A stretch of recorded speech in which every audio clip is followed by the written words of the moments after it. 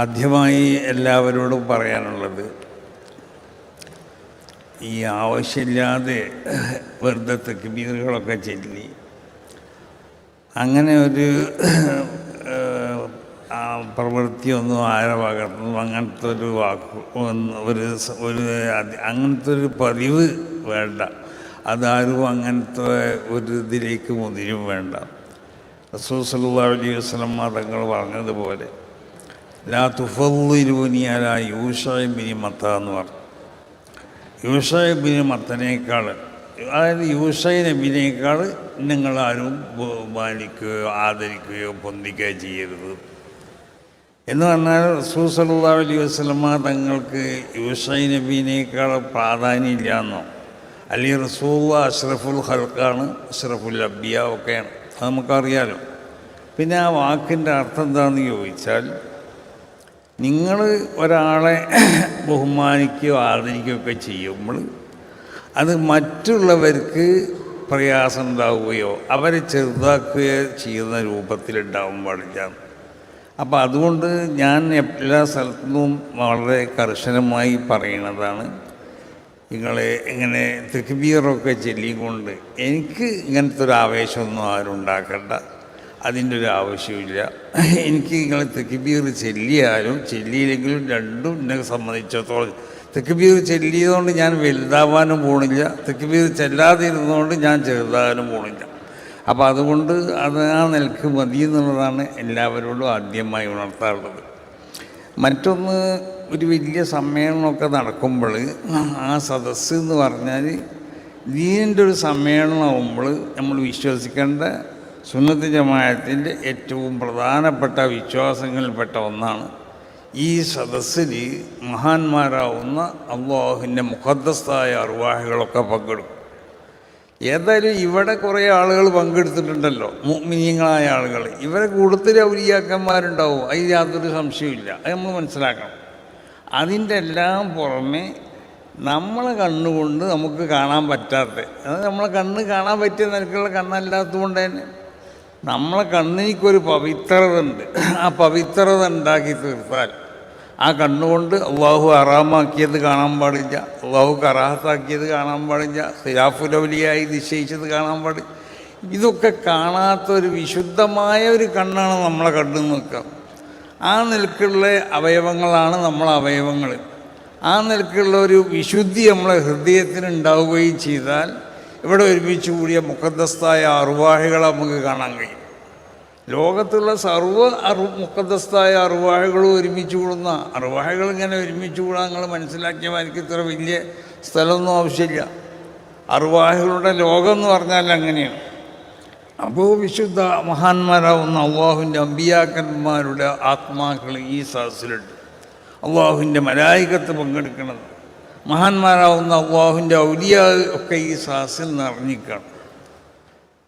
അപ്പോൾ അത് നമ്മൾ വിശ്വാസം മാത്രമല്ല, അത് വിശ്വാസത്തിൻ്റെ ഏറ്റവും പ്രധാനപ്പെട്ട ഒന്നാണ്. അത് ലക്ഷ്യങ്ങളെ കൊണ്ട് നമുക്ക് തെളിയിക്കാൻ കഴിയുന്നതുമാണ്. അതിനെ എതിർക്കാൻ പലരും ഉണ്ടാവും. അവരൊക്കെ എതിർപ്പുകൾ ഉണ്ടായതുകൊണ്ടാണുള്ള സമസ്തയുള്ള ജമിയത്തിലും ഇവിടെ രൂപീകരിക്കപ്പെട്ടത് തന്നെ. ഇവിടെ ബിദഈ പ്രസ്ഥാനങ്ങൾ വരും, ഇവിടെ കള്ള തെരീഖത്തുകാരുണ്ടാവും. അവരൊക്കെ ഇതുപോലുള്ള സംഗതികളൊക്കെ അവർ എതിർക്കുന്നവരായി. അപ്പോൾ അത് ലക്ഷ്യങ്ങളെ കൊണ്ട് സ്ഥിരപ്പെട്ട കാര്യങ്ങളാണ്. വളരെ ഒരാൾക്കും നിഷേധിക്കാൻ പറ്റാത്ത വളരെ ശക്തമായ ലക്ഷ്യങ്ങളെ കൊണ്ട് സ്ഥിരപ്പെട്ട സംഗതിയാണ്. അപ്പോൾ ഇവിടെ മുഖദ്ദസായ അർവാഹികളൊക്കെ ഒരുമിച്ച് കൂടുന്ന സ്ഥലമാണ്. ഇത് ബഹുമാനപ്പെട്ട ശൈഖുന തന്നെ പല ഉറൂസുകളിൽ നിന്നൊക്കെ മൂപ്പർ അങ്ങനെ പ്രസംഗിക്കുന്നുണ്ട്. ശൈഖുന ശംസുലുമായി ഖദ്ദസല്ലാഹു സിറഹുൽ അസീസ് തങ്ങളങ്ങനെ പറയലുണ്ട്. അപ്പോൾ അതുകൊണ്ട് ഈ സദസ്സിനിക്കൊരു പ്രൗഢി, ഒരു ബഹുമാനം, ഒരു ആദരവൊക്കെ ഉണ്ടെന്ന് എല്ലാവരും മനസ്സിലാക്കണം. അപ്പോൾ ഈ സദസ്സിൻ്റെ ആ ബഹുമാനത്തിനോട് ആദരവിനോടൊക്കെ എതിരായ ഒന്നും സംസ്ഥകളുടെ ജമിയത്തുൽ ഉലമയുടെ ആളുകളിൽ നിന്നോ അല്ലെങ്കിൽ സുന്നി വിശ്വാസമുള്ളവരിൽ നിന്നോ ഉണ്ടാവാൻ പാടുള്ളതല്ല എന്നാണ് ആദ്യമായി എല്ലായിടത്തും. ഒരു സുന്നി വിശ്വാസക്കാരനാണെങ്കിൽ അങ്ങനെയാണ്, അവന് വിശ്വാസം ഉണ്ടാവുമല്ലോ. ഇവിടെ മഹാന്മാരുണ്ടാവും, നമ്മൾ ഈ കാണുന്ന ആളുകളൊന്നുമല്ല. ഈ കാണുന്ന ആളുകളെ റസൂൽ സല്ലല്ലാഹു അലൈഹി വസല്ലം തങ്ങൾ പറഞ്ഞു 15 കാര്യങ്ങൾ എൻ്റെ ഉമ്മത്തുകൾ ചെയ്യൽ തുടങ്ങിയാൽ, അങ്ങനെ കുറേ 15 കാര്യങ്ങൾ റസൂൽ എണ്ണി. ഞാൻ ഇപ്പോൾ ആ കാര്യങ്ങളൊന്നും എണ്ണല്ല. അതിൽപ്പെട്ട ഒന്നാണ് ലഅനു ആഖിറു ആദിൽ ഉമ്മ അവ്വലഹാന്ന്. അതിന് പല വ്യാഖ്യാനങ്ങളുണ്ടെങ്കിലും അതിൻ്റെ ഒരു വ്യാഖ്യാനമാണ് ഞാൻ പറയുന്നത്. ലഅനു ആഖിറു ആദിൽ ഉമ്മ, ഈ ഉമ്മത്തിലുള്ള ഓരോ കാലഘട്ടത്തിലും ആ ഉമ്മത്തിലുള്ള അതിൻ്റെ പിന്നിരയിൽ നിൽക്കുന്ന ആളുകൾ അവർ അതിൻ്റെ മുൻനിരയിൽ നിൽക്കുന്ന ആളുകളെ എന്താക്കുക, ശപിക്കുകയാണ്. അപ്പോൾ മുൻനിരയിൽ നിൽക്കുന്ന ആളുകളെ പിന്നിരയിൽ നിൽക്കുന്ന ആളുകൾ ശപിക്കണ ഒരു കാലഘട്ടം വന്നാൽ, ആ കാലഘട്ടമാണ് ഇപ്പോൾ ഉള്ളത്. എന്നാൽ ഹല്ല ബിഹിം അൽ ബലാ എന്ന് മാത്രമല്ല ഫർത്തഖിബൂരിഹൽ അംറ. അപ്പം ചില ചുവന്ന കാറ്റൊക്കെ വരാൻ പോകുന്നതാണ് പറയണത്.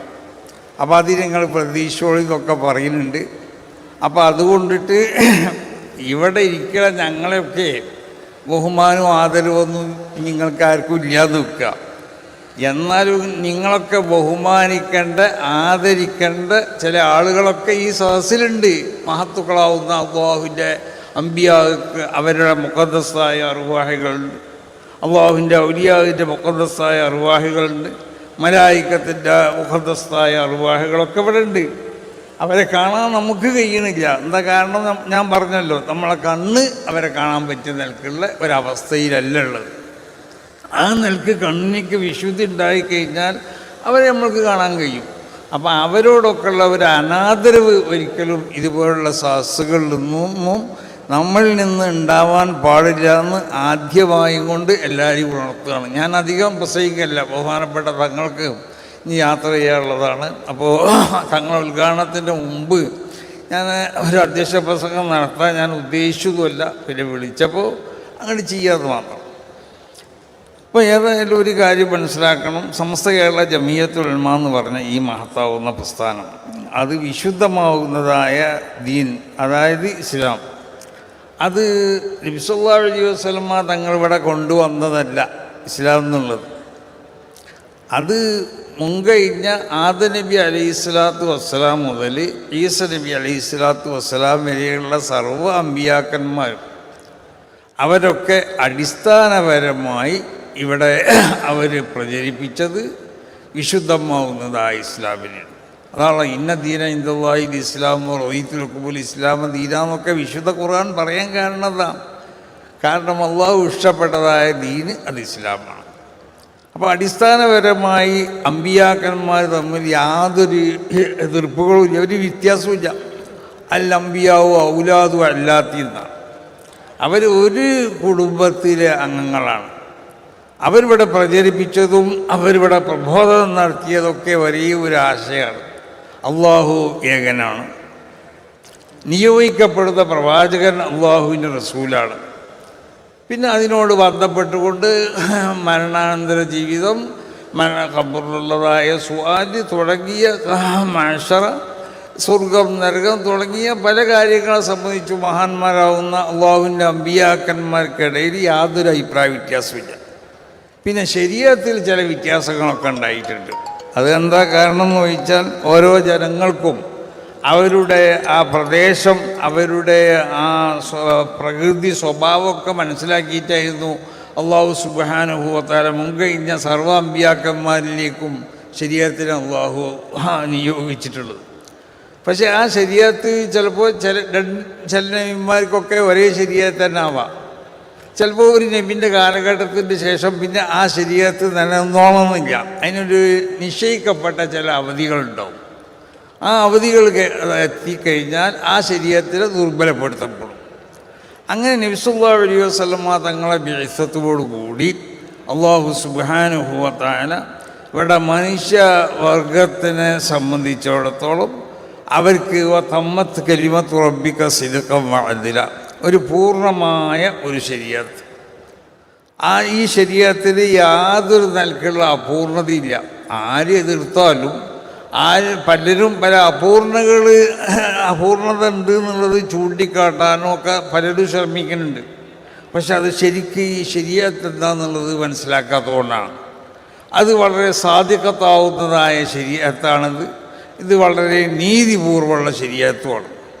അപ്പോൾ വളരെ സത്യസന്ധമായ അതോടൊപ്പം നീതിയല്ലാത്ത ഒന്നും ഈ ശരീഅത്തിലില്ല. അതുകൊണ്ടുള്ള നമ്മളെ സംബന്ധിച്ചിടത്തോളം നമുക്കറിയാം, വിശുദ്ധമാവുന്നതായ ഇസ്ലാം അത് ഇവിടെ മറ്റുള്ളതായ ജനങ്ങളോട് പെരുമാറേണ്ട രീതി എങ്ങനെയെന്നുള്ളത് കൽപ്പിച്ചു. മുസ്ലിമിനോട് കൂടിയുള്ള രീതികൾ, മുസ്ലിം അല്ലാത്തവനോടുള്ള രീതികൾ, വലിയവനോട് എങ്ങനെ, ചെറിയവനോട് എങ്ങനെ.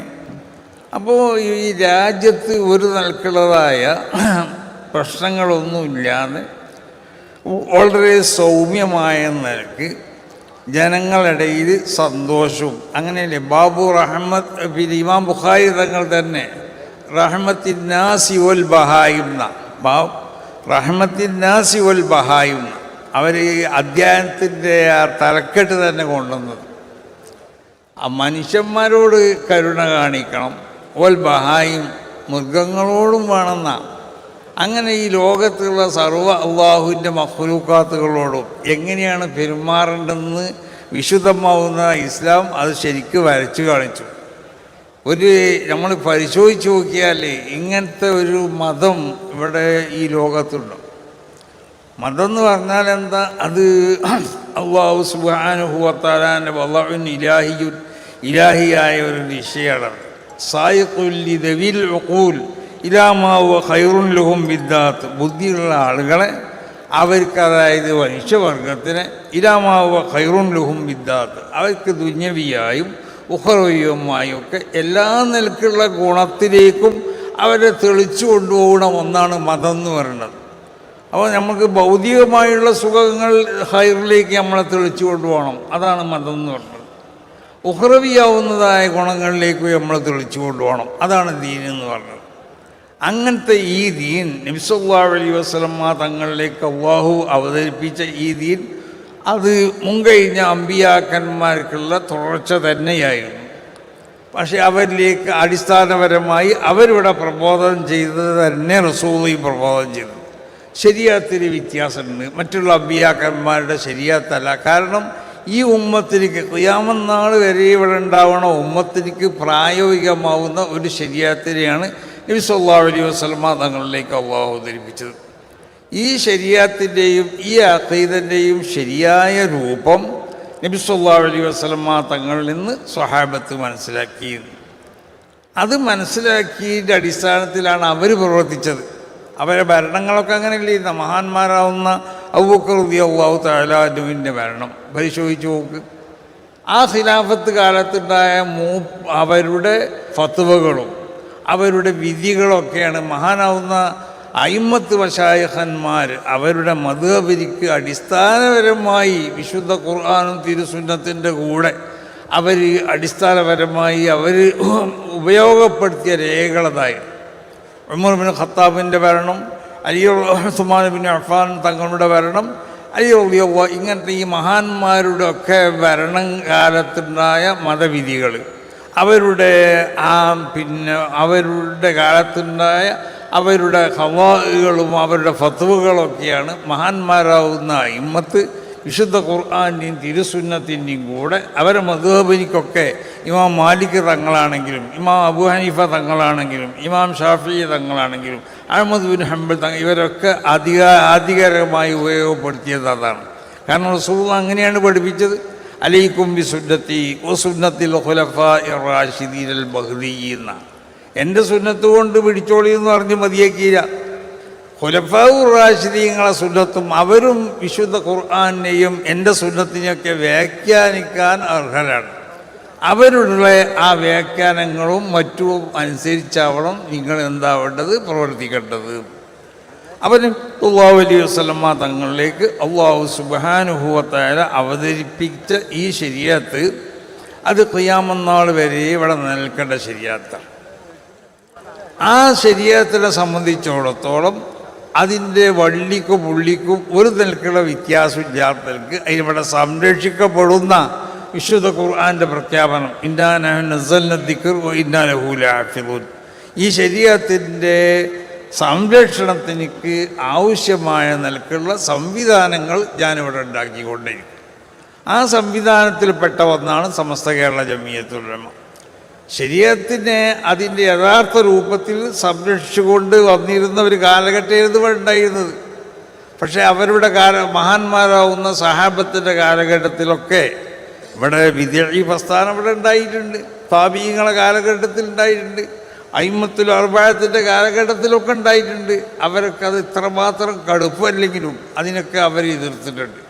പക്ഷെ അവരുടെ അടിസ്ഥാനങ്ങളെ പൂർണ്ണമായി പിൻപറ്റിക്കൊണ്ട് പിന്നീട് വന്നതായ ചില വിഭാഗങ്ങൾ, ആ വിഭാഗങ്ങൾ അത് നമ്മളെ കേരളത്തിലേക്കും 1921 ശേഷം അത് ശക്തമായി ഇവിടെ വന്നപ്പോൾ അങ്ങനെ അതിനെ തുടർന്ന് പിന്നെ പല വിദഈ പ്രസ്ഥാനങ്ങളും ഇവിടെ വന്നു. അപ്പോൾ വിശുദ്ധമാവുന്ന ഈ ശരീഅത്തിൻ്റെ സംരക്ഷണത്തിന് ആവശ്യമാവുന്ന സംവിധാനം അള്ളാഹു ഉണ്ടാക്കുന്ന അള്ളാഹു പറഞ്ഞതാണ്. ആ സംവിധാനത്തിൽപ്പെട്ട ഒന്ന് തന്നെയാണ് മഹാന്മാരാകുന്ന അന്ന് ജീവിച്ചിരിക്കുന്ന മശായിഖന്മാർക്ക് അള്ളാഹുവിൻ്റെ സാലിഹ്യങ്ങളാവുന്ന ഇബാദിൻ്റെയൊക്കെ അവർക്ക് അള്ളാഹു തോന്നിപ്പിച്ചു കൊടുക്കുകയാണ്, അള്ളാഹുവിലേക്ക് ഇൽക്കാഴ്ചയാണ്. ഒരു സംഘടനാ രൂപത്തിലുള്ളതായ ഒരു സംവിധാനം ഉണ്ടാക്കിക്കൊണ്ട് ഈ ആശയങ്ങളെ എന്താക്കണം, പ്രതിരോധിക്കണം. മഹാന്മാരാവുന്ന ഇമ്മത്ത് മശായിഖന്മാർ അവരുടെ കാലഘട്ടത്തിൽ അവർക്ക് ഒരാൾ മാത്രം മതിയായിരുന്നു അതിനെ പ്രതിരോധിക്കാൻ. പക്ഷേ പിന്നീടുള്ള കാലഘട്ടത്തിൽ അത് മതിയാവാതെ വന്നപ്പോഴാണ് ഒരു സംഘടിതമായുള്ള പ്രതിരോധത്തിന് ആവശ്യമാവുന്ന സംവിധാനം അന്ന് ജീവിച്ചിരുന്ന മഹത്തുക്കളാവുന്ന പണ്ഡിതന്മാർ അവർ കൂടി തീരുമാനിച്ചതിൻ്റെ അടിസ്ഥാനത്തിലാണ് സമസ്ത കേരള ജമിയത്തുൽ ഉലമ എന്ന ഈ മഹത്താവുന്ന പ്രസ്ഥാനത്തിന് വരക്കൽ മുല്ലക്കോയ തങ്ങളെ പോലെയുള്ള മഹത്തുക്കളാവുന്ന അള്ളാഹുവിൻ്റെ ഔലിയാക്കന്മാരാവുന്ന സാധാത്തുക്കൾ, അതുപോലെ തന്നെ മഹാനാവുന്ന പാങ്ങിൽ അഹമ്മദ് കുട്ടി മുസ്ലിയാർ തുടങ്ങി മഹാനാവുന്ന ശൈഖുന ശംസുൽ ഉലമ അടക്കമുള്ള അന്ന് സമസ്ത കേരള ജമിയത്തുൽ ഉലമക്ക് അന്നും അതിന് ശേഷമൊക്കെ നേതൃത്വം നൽകുന്ന മഹാന്മാർ അവർ ആലോചിച്ച് തീരുമാനിച്ചതാണ് ഒരു സംഘടന വേണമെന്നത്. അങ്ങനെ രൂപീകരിക്കപ്പെട്ടതാണ് ഈ സംഘടന എന്നുള്ളത്. അപ്പോൾ ഈ സംഘടന അത് അള്ളാഹുവിൻ്റെ ദീനിൻ്റെ സംഘടനയാണ്. അള്ളാഹുവിൻ്റെ മഹാന്മാരാവുന്ന അള്ളാഹുവിൻ്റെ അമ്പിയ ഇഷ്ടപ്പെട്ട സംഘടനയാണ്. അള്ളാഹുവിൻ്റെ ഔലിയ ഇഷ്ടപ്പെട്ട സംഘടനയാണ്. അവരൊക്കെ ഈ സംഘടന വിഭാവനം ചെയ്യുന്ന ആ ആശയാദർശത്തിൽ ജീവിച്ചവരുമാണ്. അപ്പോൾ ഈ സംഘടന ഇവിടെ നിലനിൽക്കുക എന്നുള്ളത് വിശുദ്ധമായ ദീൻ ഇവിടെ നിലനിൽക്കാൻ ആവശ്യമായ ഒന്നാണ്.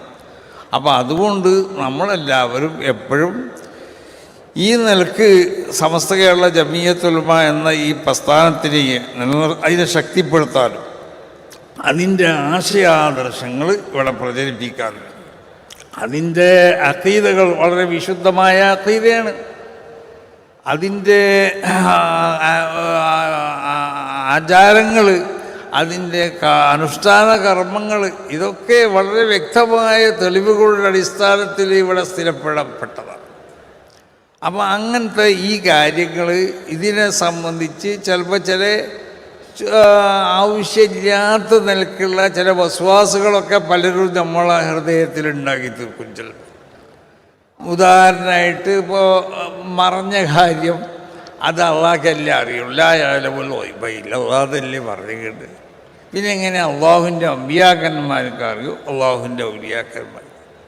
അത് ആ ആയത്തിൻ്റെ അർത്ഥം യഥാർത്ഥത്തിൽ എന്താണ് അതുകൊണ്ട് ഉദ്ദേശിക്കുന്നത് മനസ്സിലാക്കാത്തതുകൊണ്ട് മഹാന്മാരാവുന്ന അള്ളാഹുവിൻ്റെ അമ്പിയാ മറഞ്ഞ കാര്യം അവർക്കറിയാം, അള്ളാഹുവിൻ്റെ ഔലിയാക്കന്മാർക്കറിയാം.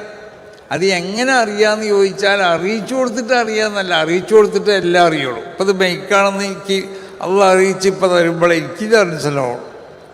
അപ്പം അറിയിച്ചു കൊടുത്തിട്ടേനെല്ലാം. പക്ഷേ അവരെ കൈവശം അള്ളാഹു സുബ്ഹാനഹു വ തആല അവരവരെ ഈമാനെ വികസിപ്പിച്ചെടുത്തപ്പോൾ അതിനെ മനസ്സിലാക്കാനുള്ള പ്രത്യേകമാവുന്ന ഒരു ആയുധം അല്ലെങ്കിൽ അതിൻ്റെ ഒരു മാധ്യമം അവരെ കൈവശം.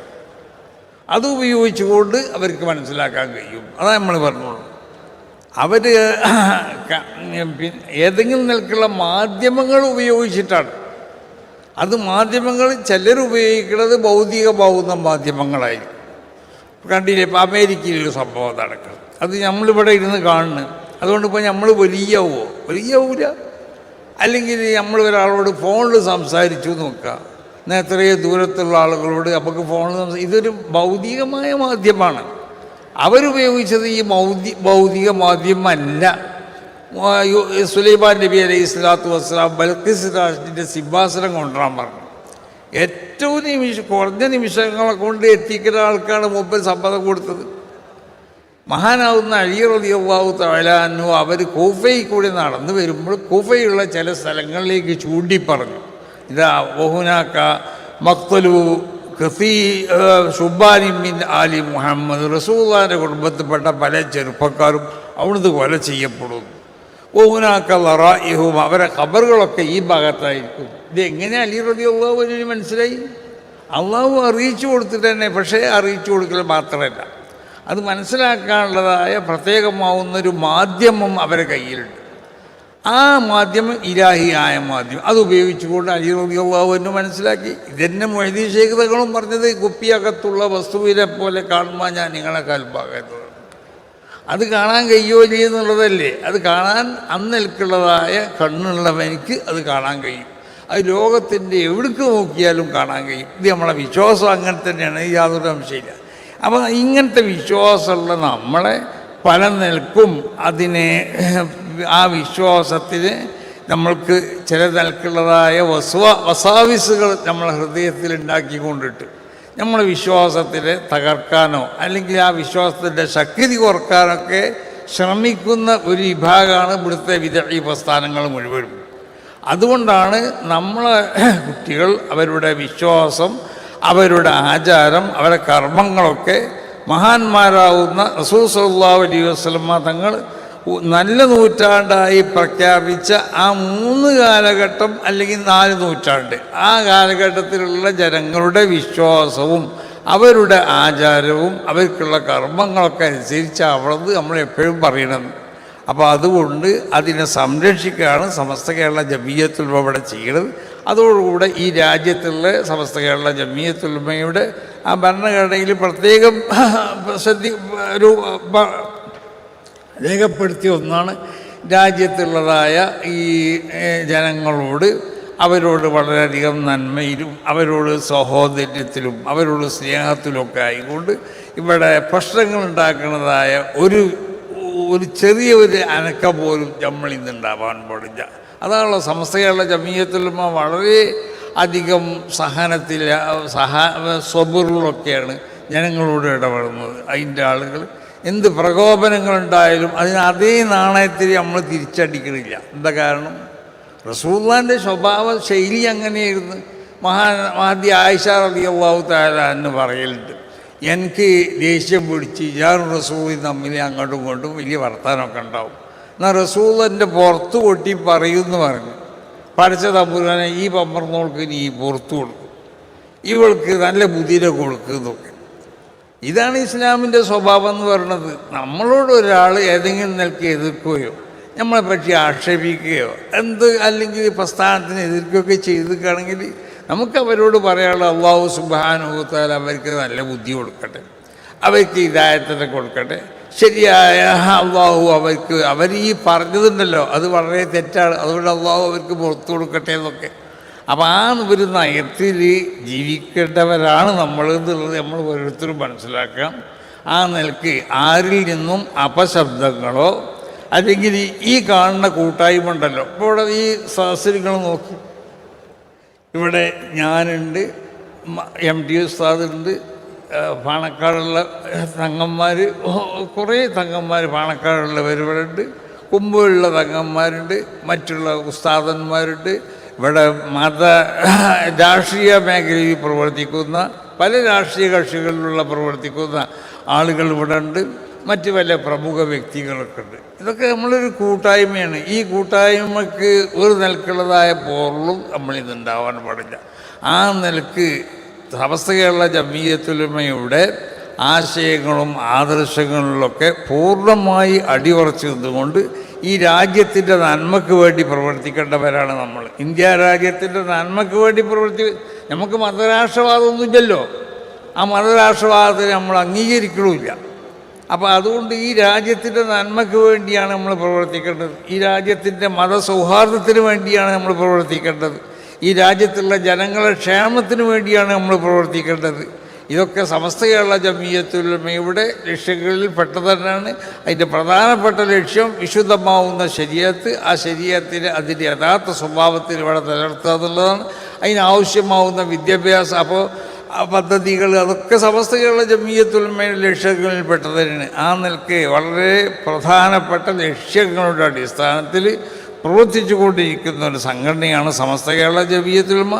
100ാം വാർഷികത്തോടനുബന്ധിച്ചുകൊണ്ട് പല പ്രഖ്യാപനങ്ങളും അതുമായി ബന്ധപ്പെട്ടിട്ടുണ്ട്, പല പ്രമേയങ്ങളുണ്ട്. അതൊക്കെ ഈ അടുത്ത 4 ദിവസത്തിൻ്റെ ഉള്ളിലായിട്ട് അത് പ്രഖ്യാപനങ്ങളും അതുപോലെ തന്നെ അതിൻ്റെ പ്രമേയങ്ങളൊക്കെ ഇവിടെ അവതരിപ്പിക്കപ്പെടുകയും അതിന് ജനങ്ങളോട് പറയുകയൊക്കെ ചെയ്യും. അല്ലാഹു സുബ്ഹാനഹു വ തആല ആ നിലക്ക് ഈ സംഘടനയെ എല്ലാവിധ അതിൻ്റെ പ്രൗഢിയോടുകൂടി അതിനെ മുന്നോട്ട് നയിക്കാനുള്ള തൗഫീഖ് ഇതിൻ്റെ മഹാന്മാരാവുന്ന സാദാത്തുക്കൾക്കും ഇതിൻ്റെ നേതാക്കന്മാർക്കും ഇതിൻ്റെ പണ്ഡിതന്മാർക്കൊക്കെ അള്ളാഹു നൽകട്ടെ. നമുക്കൊക്കെ അവരൊക്കെ പിന്നിൽ നിന്നും കൊണ്ടിട്ട് ഈ സംഘടനയ്ക്ക് വേണ്ട എല്ലാ ശക്തി നൽകാനുള്ള തൗഫീഖും അള്ളാഹു നൽകട്ടെ. പ്രത്യേകിച്ച് നമ്മളെ മുഷാവറ മെമ്പറായിരുന്ന കോറാട് സെയ്താലിക്കുട്ടി ഫൈസി അദ്ദേഹത്തിലേക്ക് വളരെയധികം ബുദ്ധിമുട്ടുള്ള രോഗമാണ്. ഇവിടെ നമ്മളോടൊപ്പം വരാനൊക്കെ പ്രയാസമുണ്ട്. പ്രത്യേകമായി ദുആ ചെയ്യാൻ വേണ്ടി ഏൽപ്പിച്ചിട്ടുണ്ട്. അവർക്കും അതുപോലെ നമ്മളെ മഹാന്മാരാവുന്ന പല ഉസ്താദന്മാർ സമസ്ത മുഷാവറ മെമ്പർമാരിൽ നിന്നുള്ള ചിലരൊക്കെ രോഗികളാണ്. പല ഉമറാക്കന്മാർ രോഗികളാണ്. മറ്റു ബന്ധപ്പെട്ട പല രോഗികളാണ്. എല്ലാവർക്കുള്ള രോഗത്തിൽ അല്ലാഹു സുബ്ഹാനഹു വ തആല ശിഫയാക്കി കൊടുക്കട്ടെ. അള്ളാഹു അവർക്ക് നമ്മൾക്കൊക്കെ ഉള്ള എല്ലാ രോഗങ്ങളെയും ശിഫയാക്കി തരട്ടെ. നമ്മൾക്കും അവർക്കൊക്കെ ഉള്ള ആഖിബത്ത് അള്ളാഹു ഒന്നാക്കി തരട്ടെ. എല്ലാവരും നന്മ ചെയ്യാനും നന്മൻ്റെ പിന്നിൽ നിന്നും കൊണ്ട് അതിനുവേണ്ട സപ്പോർട്ട് ചെയ്യാനൊക്കെ ഉള്ള തൗഫീഖ് അള്ളാഹു നമുക്ക് നൽകട്ടെ. സുന്നത്ത് ജമാഅത്തിന് എതിരുള്ളതായ ഏത് ശക്തികളുണ്ടെങ്കിലും ആ ശക്തികൾക്കുള്ളതായ ആശയങ്ങളും ആദർശങ്ങളൊക്കെ തുറന്ന് കാട്ടിക്കൊണ്ടിട്ട് ഇവിടെ നമുക്ക് പ്രവർത്തിക്കണം. അവരെ ഇവിടുന്ന് ആട്ടി ഓടിക്കാൻ വേണ്ടിയല്ല. ഇവിടെ ഈ രാജ്യത്ത് എല്ലാവർക്കും ജീവിക്കാമല്ലോ. നമ്മൾക്ക് ഇവിടുന്ന് ആരെങ്കിലും ഇവിടുന്ന് ആട്ടി ഓടിക്കാൻ പറ്റും. അപ്പോൾ നമ്മൾ ചെയ്യേണ്ടതെന്ന് പറഞ്ഞാൽ നമ്മൾ അവർക്കുള്ള വികലമായ അവരുടെ ആശയങ്ങൾ ആദർശങ്ങൾ അതൊക്കെ തുറന്ന് ശരിക്ക് കാണിക്കണം. അത് നമ്മളെ കുട്ടികൾ ഇസ്തിഖാമ എന്ന് പറഞ്ഞൊരു ഗ്രൂപ്പൊക്കെ നമുക്കുണ്ട്. അവർ ശക്തമായ നിലക്ക് വിദഈ ആശയങ്ങൾക്കെതിരിൽ ശക്തമായി പോരാടിക്കൊണ്ടിരിക്കുകയാണ്. അതിനെല്ലാ നിലക്കുള്ള സപ്പോർട്ട് നമ്മളിൽ നിന്നുണ്ടാവണം. ആദർശം ഏറ്റവും വലുതാണ്. ആദർശത്തിനെ ശക്തിപ്പെടുത്തണമെന്ന് എല്ലാവരോടും ഓർമ്മപ്പെടുത്തിക്കൊണ്ടിട്ട് അല്ലാഹു സുബ്ഹാനഹു വ തആല ഈ മജ്ലിസിനെ കബൂൽ ചെയ്യട്ടെ. ഇവിടെ നടക്കുന്ന ഓരോ സംഗതികളെയും അല്ലാഹു കബൂൽ ചെയ്യട്ടെ. അല്ലാഹു സുബ്ഹാനഹു വ തആല ഇതൊരു സാലിഹായ അമലായി കബൂൽ ചെയ്യട്ടെ. നമ്മളുടെ ഹസനാത്തിൻ്റെ റിക്കാൾ അല്ലാഹു ഇതിനെ രേഖപ്പെടുത്തി തരട്ടെ. ഈ സംഗമത്തിൽ അല്ലാഹു വിജയിപ്പിച്ച് തരട്ടെ. ഇത് ദീനിൻ്റെ ആ പ്രൗഢിയും അതിൻ്റെ പ്രഭയൊക്കെ ഇവിടെ പ്രകടമാക്കണ നിലക്കുള്ള വലിയ ചരിത്ര സംഭവമാക്കി തീർക്കാനുള്ള തൗഫീഖ് അല്ലാഹു നമുക്ക് നൽകട്ടെ എന്ന് ദുആ ചെയ്തുകൊണ്ട് ഞാൻ എൻ്റെ ഈ വാക്കുകൾ ഉപസംഹരിക്കുന്നു. അസ്സലാമു അലൈക്കും വറഹ്മത്തുള്ളാഹി.